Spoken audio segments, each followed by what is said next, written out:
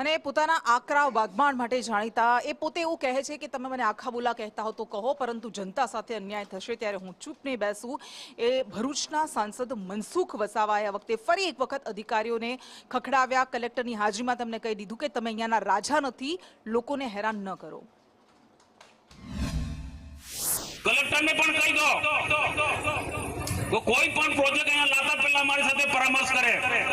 Collector કઈ એનો રાજા નથી ભાઈ. અમને શા માટે તમે છંછેડો છો? અમે વિકાસમાં માનીએ છીએ, તમારા પણ સહકારની જરૂર છે. એક હાથે તાળી નથી પડતી. વિકાસ કરવો હોય તો પદાધિકારી અને અધિકારીઓ બધા સાથે મળીને, પણ ગરીબ જનતાને આદિવાસીને રંજાડું ના હોય ને.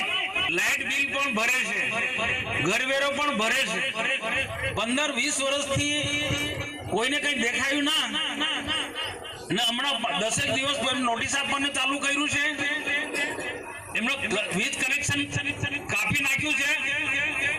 ભાઈ આ બહુ ગંભીર બાબત છે. પછી અધિકારીઓ એમ ના કે મનસુખ એમને તતરાવે છે. જે બી હોય તો અમારો સંપર્ક કરો ભાઈ મામલતદાર સાહેબ. આ બધું નહીં ચાલે. તમે મામલતદાર છે કે અહીંયા તાલુકાના રાજા નથી. પણ ઈરાદાપૂર્વક કોઈ વેપારી કોઈ છેતરતો હશે કોઈ નાના ખેડૂતને, તો કોઈ સંજોગોમાં અમે ના ચલવી લઈએ.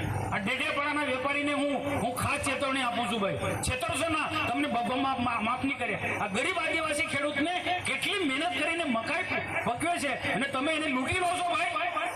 આ લૂંટવાના ધંધા બંધ કરી દેજો.